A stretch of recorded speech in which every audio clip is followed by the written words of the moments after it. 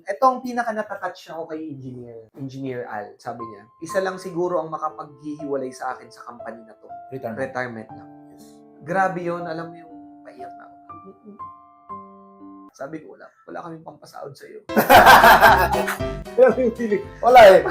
Recalibrate pa lang kami. Recalibrate pa lang eh. Hindi pa ano eh. Anyway, parang ganun yung nangyari.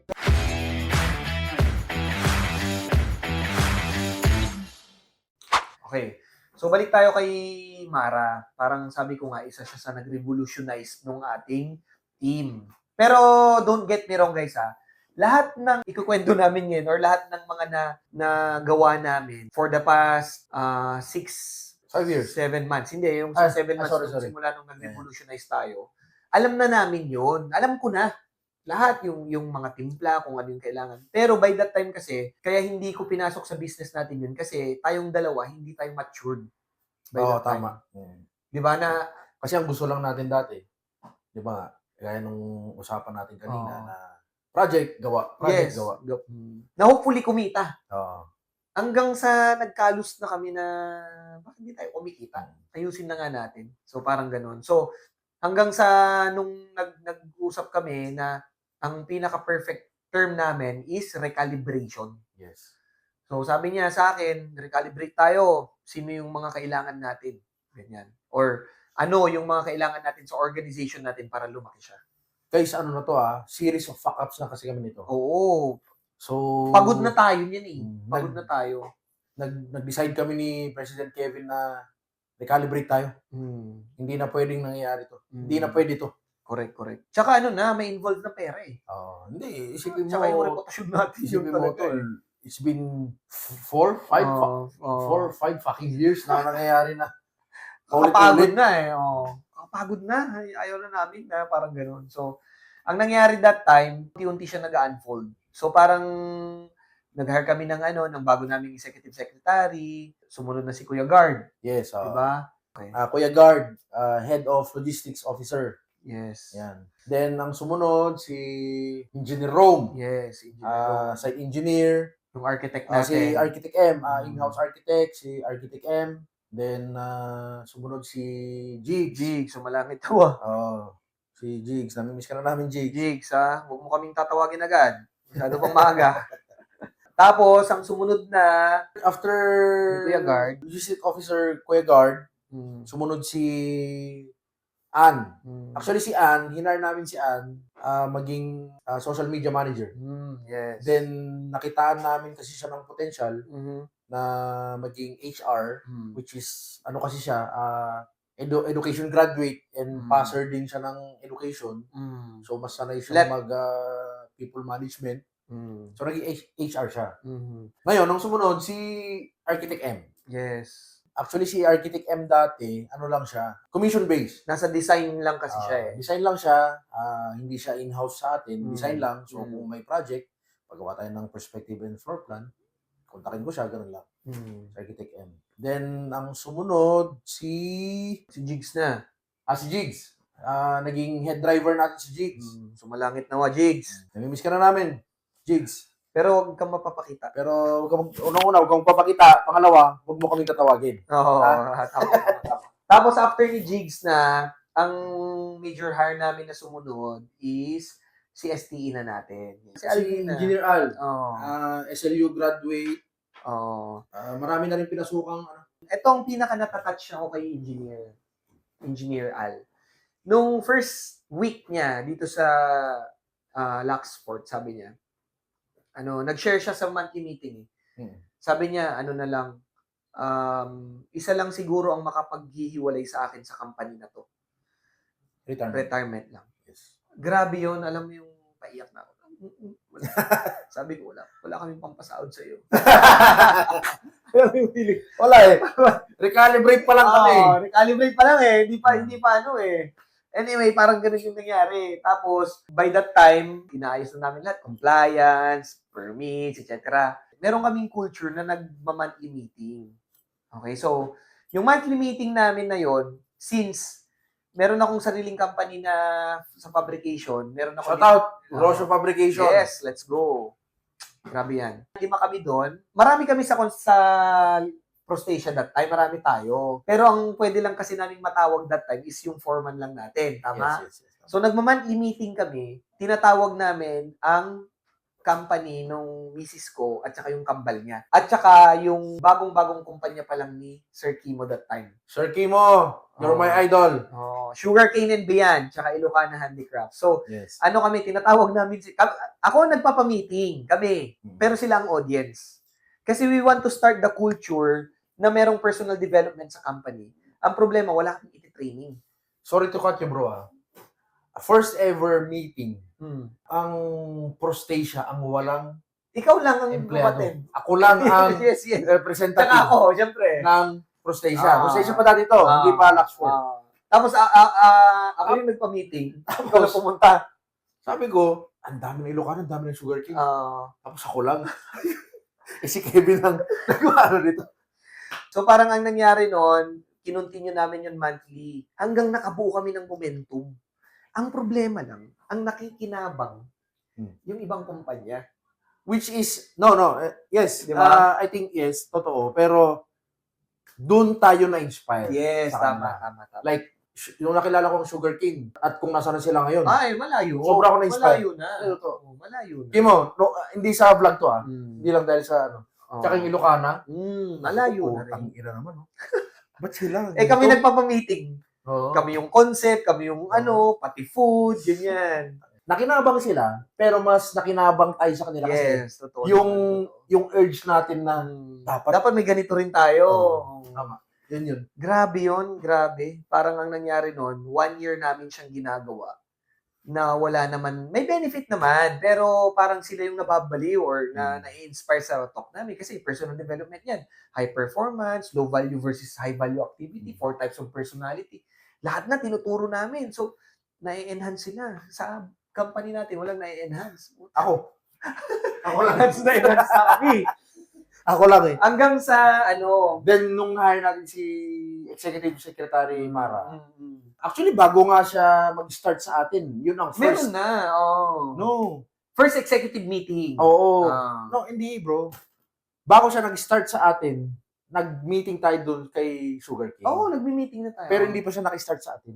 Oh. Kung nung na-hire siya ng like February, Friday. Oo. Nag-meeting tayo ng Sunday. Oo. Monday yung official start niya. Oo. Kaya nga naka-attend siya. Sabi ko nga I'm proud. Oo. May sama na ako Oo. Hindi na ako totoo naman. Totoo kasi by that time sinama niya si Mara noon.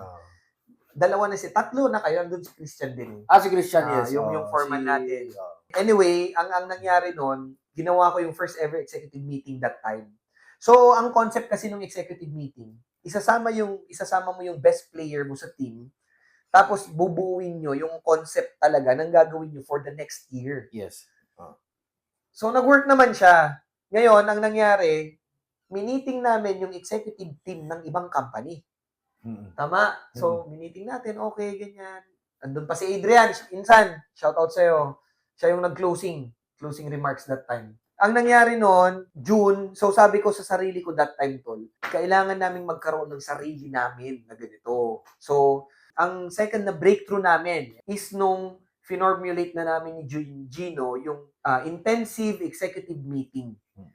Ginanap yun dun sa Airbnb niya. Diba? Palakpakan naman natin yung Airbnb. Bukay guys, follow Malay Belia base sa San Juan to. Party tayo sa Flotsam. Yes, let's go. So, doon namin binook. Ngayon, ang concept kasi nun talaga is to align each and every person na nandun sa company mo para lahat kayo nakalinya. Yes, tama. Parang, inimpisahan ko yung movement na yan. Actually, ang tawag sa movement na yan is One Rich Unit Movement. Yes. So, parang ang goal is accountable ka dun sa tao na kasama mo na umasenso din siya. Tama. Accountable siya sa'yo, accountable kayo sa isa-isa. One Rich Unit, parang yun ang goal. So, yun ang breakthrough moment namin kasi, sa awa ng Diyos, yung mga executive meeting natin, executive team natin, natanggap nila ng tama yung training. Hanggang sa awa ng Diyos, naka-apat na tayo, executive meeting sa iba-ibang company. Book nyo ako. Actually, seminar talaga yon. Pwede nyo akong i-book, guys, ha? Chat nyo ako para ayusin natin yung company kung ano man yung itutulong natin. Okay, guys. Yung One Rich Unit, bago siguro sa pandinig nyo yun. Pero grabe yan. Book nyo to. Tsaka ano yun talaga ang nagpamulat. Kasi ginagamit din ni AC Glass, which is, I think, very successful company din, di ba? Ginamit ng shooting. Ay, grabe. Ginagamit Actually, ang AC Glass, isa din sa naging inspiration natin yun. yes. Alam mo yan, every time na year-end party ang Grabe. AC Glass, and minsan kasi na nagiging guest speaker din ako doon, isa lang sinasabi ko sa AC Glass, sana maging ganyan din kami. Yun yung practical sinasabi. So, ang background naman ng AC Glass, para may idea lang kayo, I started that company, tapos tinuloy na nung ate ko. Ayun. Tapos si ate na ang nag-systematize and everything. Tapos napalaki niya ng sobra. Okay naman. Maayos ang AC Glass ngayon. Tapos, ang nangyari na noon, after nung executive meeting natin, ang unang-una naming inayos ni Gino is mission vision ng kumpanya. Doon talaga magsa-start. So, yung mission vision ng company, ano ba talaga ang gusto natin? 'Di ba? So, ganito 'yan. Para sa mga nanonood, kung gusto nyong i-define din yan sa inyo. Vision is kung saan mo nakikita ang kumpanya mo after several years from now. Mission mo is kung ano ang gagawin mo to achieve that. Yes. Ganun lang. So, mission, vision. So, anyway, nung in-start na namin yung mission, vision, ang sumunod na inayos natin is compliance and legalities. Yes. Di ba? Yung all the contracts, labor code, lahat. So, ang nangyari noon, nag-hire na rin tayo ng attorney natin, may retainers na tayo sa attorney natin para protected din ang mga workers, protected ang tao. Then, syempre, nagbabayad tayo ng tama boys. Oo, yan talaga. Ang sakit niya, tapos kinukurakot na. Yun lang. Shout out ha, yung flood control. Okay. Buti nga yung mga taga-flood control eh. Kumita na maayos eh. Kaya nga eh. Tayo na nagbabayad ng tama. Kumita ng sakto lang. Wala pang buwis yung mga yun. Wala. Di ba? Ang nakaw ba may buwis? Anyway, natin itakal yan. Pero kung may flood control project, pwede ibigay sa amin. Okay? Talagang malinis. Malinis. Magbe-base tayo sa plano. Oo. Isipin nyo nga guys eh. Kami nga nag-start. Hindi kami nag-tweet sa plano. Wala. Nag-start pa lang kami. Ngayon pa kaya. Disclaimer ulit. Hindi kami super big company, wala. Big company, hindi kami super expert sa construction. Lalaki pa rin. May mga engineers tayo, meron, sumusunod. Pero, sumusunod lang tayo sa approved set of plans. Yes. Okay? Yes. Yun pa kaya. Plano lang. Kami nga, hindi ako kumikita, sumusunod sa plano. Yun pa kayang flood control. Anyway, ito ang magic naman. Once na nag-decide ka na ayusin siya, unti-unting mag-unfold. Yes, tama. At tatrabahuin. Actually bro, sorry to cut you ito na yung sinasabi ni Sir Jeremy, shout out. Malaking talaga tong si Sir Jeremy. Sir Jeremy Suwa. Sir Jeremy Suwa. Idol. Kasi isa din siya sa mga naging mentor namin. Yes. Nung mga time na bumibisita kami sa kanya, nung mga fuck up moments namin, ang sabi niya kasi, don't worry, Kev and Gino. Everything will fall into its rightful place. Yes. Tama. Doon ko nakikita ngayon, bro, na yan na, ito na. Ito na yun na siya. Unti-unting nalalaglag yung mga, yung mga tama ito, tama yan, tama yun. Yun. After that, dito namin na-realize na kailangan structuralize lahat. Yes. Okay, kanino ko naman, actually matagal ko naman nang alam. Matagal na nating alam yan. Yes, Hindi lang natin inaayos kasi nga, immature pa tayo that time. Pero, nung nakita ko kung paano trumabaho si STE natin. Yes, tama. Doon ko na na-realize na, uy, you cannot outgrow me. Parang ganun. Hindi mo ako pwedeng yan eh? Parang ganun. Oy, teka lang. Masyado kang magaling. So, ang ginawa namin, totoo naman, di ba? Uy, teka lang, masyadong magaling si Engineer Ala, hindi ko pwedeng nagpapasikat dito. Di ba, lalampasan kita. So, syempre, inayos namin tol, kailangan nating i-structuralize. Doon na nag-start na yung mga form namin, documentation, ni-uniform na namin. Yes. Diba? May pangalan na, each form. Diba? Meron pa kaming mga APS na tinatawag, meron pa kaming procurement schedule, checking schedule, etc. Lahat na. So, ang very, very proud naman ako ngayon is ano siya, nasusunod natin siya. Yes. Hindi, bro. Diba? Actually, ano yan eh. Before we go that topic kasi, marami kasi nagsasabi, paano mo ba pasusunodin ang tao? Yes. Kasi malaking ano yan eh. Malaking question sa company yan. Correct. Paano mo pasusunodin ang tao? Kesyo, stricto ka, maluwag ka. Different types of personalities pa rin yan. Doon kasi namin na figure out ni Kevin yung dapat gumawa tayo ng sistema na doon susunod ang negosyo. Yes. Tama. Hindi kasi ang sistema ang susunod sa negosyo. Tama.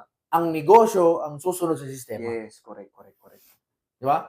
Correct me if I'm Tama. wrong. Kasi ano yan eh. Parang ano yan, kapag may sistema ka, automatic na ang susundan na nila yung sistema eh. Yes. Di ba? Tapos, if you have a system, you have a culture, automatic yun. Yes. So, ano ba yung culture din na yan? Ganito kasi yan eh. Yung culture na sinasabi namin, as much as possible, our workplace, number one, gusto namin magkaroon ng harmony.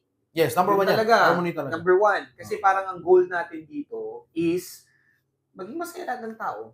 That is one of 3 things ng motivator ng tao. Number one motivator ng tao, syempre, pera. Diba? After ng pera is kasama sa trabaho. Dapat masaya ka, which is yun yung harmony. Pangatlo, personal growth. Yes. Kasi kapag hindi mo nakukuha ang isang yan, sa isang company, aalis ka. Wala. Pero yan. kapag lahat ng yan nakukuha mo sa isang company, kahit anong mangyari, hindi ka aalis dyan. Yes. So parang ganun yung goal namin. Kaya kami nag-create ng good compensation, harmony, and personal growth. Para yung mga kasamahan natin is magstay sa atin kasi basically we're family. Hindi naman natin sila tinatrato na Actually, diba? yung ano nga natin bro, yung ang tawag ko nga sa kanila sa executive team natin is magkakapatid. Correct. Basically, siguro tayong dalawang tatay nila, pero sila sa executive team magkakapatid yung mga yan. Ngayon, isa sa pag-recalibrate namin is itong podcast. Kasi ganito yan eh. We want to share kung ano yung meron sa puso ng Luxfort. Kung anong meron sa atin. Ano ba talagang meron sa sa atin? Yes. Diba? And we're ready to cater talaga. Yes. Kasi ganito yan, ang naging pananaw ko nung naayos namin, parang sa amin na lang kayo magpagawa. Kasi rest assured ka na okay or magiging maganda yung trabaho natin. Yes. Diba? Kasi ang dami na rin nating nakita na hindi naging maganda yung resulta nila kasi nga loko-loko yung engineer, loko-loko yung architect, yung contractor, di ba? Parang ganun. Hindi, tsaka ano rin yan bro eh. Actually, maraming magaling na contractor. Marami kang mahanap na contractors or construction firm na pag nilatag yung plano, lahat magagawa. Yes. Ang gusto kasi naming i-showcase ngayon is kaya nating gawin eh. Yes. Pero ano ba ang meron sa Luxfort na wala sa iba? Correct. Which is the good and correct culture na inaayos namin. Para sa mga kasamahan natin. Kasi at the end of the day, hindi pwede na ang umaasenso lang, yung boss lang. Hindi pwede yun. Ang gusto namin, ang umaasenso is lahat tayo. Exactly. Kaya nga one rich unit. Lahat tayo. Hindi pwede ang tumutuka lang is boss. Na-inspire ako dyan kay Big Boy Cheng. Sabi ni Big Boy Cheng, lahat ng kasamahan niya, mismo driver niya, milyonaryo. Yes. Kasama sa bahay. Di ba? Pati itong social media namin, itong podcast natin, is kasama to sa recalibration natin. Kasi we are ready to showcase who we are talaga. Kung sino ba talaga itong Luxfort na to. And mind you guys, kahit na anong mangyari sa success ng company na to, we will stick to the culture and to the system. Hindi po tayo magpapatinag sa pera. Diba? Kasi, alam mo, ngayon ko na-realize tol na the more value you have, the more money na hindi mo po problemahin. Correct. Kasi byproduct lang yan eh. Yes. Darating ang pera, darating ang pang-finance kung talagang ang gusto mo is to add value to other people talaga. Well, you know bro, para sa akin kasi ang pera is a tool only. Yes, tools lang yan. Kasi sabi nila, money can buy happiness. Well, yes and no para sa akin. Pero it is a tool to buy happiness. Yes. Depende kasi sa perspective ng tao. Tsaka it amplifies who you are. Yes. Talaga. Kasi, nga, tama yung sinabi mo, na makikita mo ang tao talaga kung sino yan pag nagkapera. Correct. Kung mabait siya, mas lalong magiging mabait. Kung masamang tao siya, Mas lalo siya magiging masama. yun. Tsaka, ano kasi yan eh, pag na-achieve mo na yung rurok ng yaman ng pera, doon na papasok yung greed. So anyway, ang gusto kong abangan ng mga viewers natin is isasama natin sila sa growth ng magiging Luxport. Yes, tama. Okay? So parang ang gusto ko kasing ang dami ko kasing plano, tol, alam mo yan. Sa mga susunod na panahon, mga years, ang daming malo-launch na company at marami tayong matutulungan na magiging kasamahan natin dito. Ang laki ng vision ko talaga sa Luxport, and ang abangan ninyo guys, ipapakita talaga namin and without filter kung ano yung ginawa namin in order for us to achieve this kind of sabihin na natin level, 'di ba? Kasi wala pa naman tayo dun sa success na gusto natin, 'di ba? So yun lang muna sa akin. Well, sa akin naman, disclaimer ulit, we are not a super big company. But, yung sinasabi nga ni President Kevin na kasama kayo sa journey kung paano natin iaangat yung isa't isa kasama ang executive, yung mga workers natin, yung staff natin, at yung mismong kumpanya. Yun lang naman sa akin. So, sabi ko nga, uulitin ko disclaimer ulit, hindi kami malaking kumpanya. Pero, unti-unti namin inaayos. Malaki na.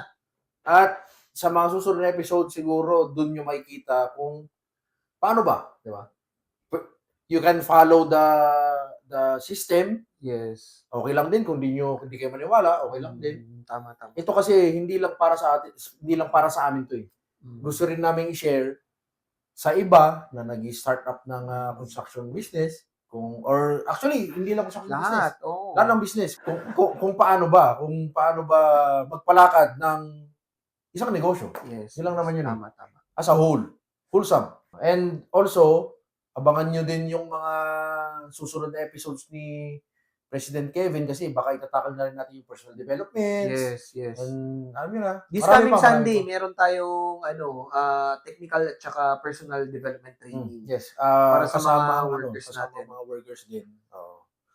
Parang mag-set tayo ng training about sa engineering terms and accounts, tapos personal development after that, di ba? Para sa mga natin yan, middle level management natin. Ang middle level management is nag-start yan from foreman below. Leadman, laborers, carpenters, lahat na. Pahabol na lang na question bago tayo mag-end. This 2026, ano ang goal mo para sa Luxport? Well, ako kasi, bro, gaya mo, mataas din ang pangarap ko sa Luxport. And nakikita ko naman with all our staff and workers, nagtatrabaho lahat. Ako kasi gusto ko na once na naayos na natin yung system and culture, gusto ko the next big thing kasi ulit tayo eh. Ganyan kasi yan eh. Pag na-asam mo na kung ano yung gusto mo, next big thing. Next ulit. Kailangan. So kung nakuha mo na ulit to, next big thing ulit. Walang titigil. So yung next big thing na sinasabi niya, actually, alam na namin, naplano na namin yan. For the next 10 years, alam na namin kung ano yung gagawin namin sa Luxport. I-unfold na lang natin unti. Yes. Kasi trabahuin muna natin.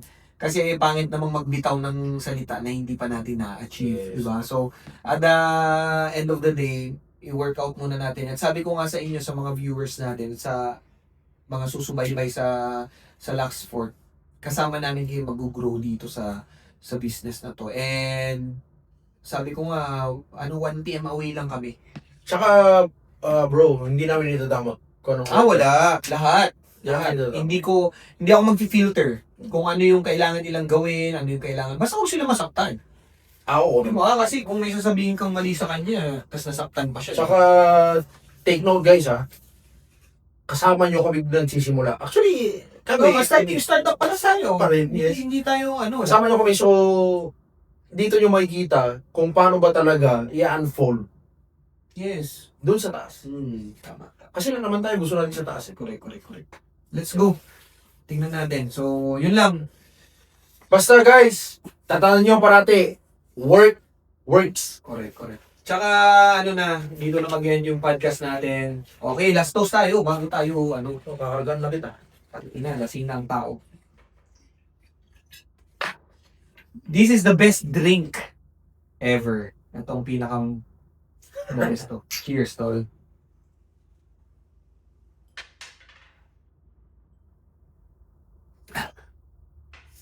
Isang tubay ito na naubos natin. Okay.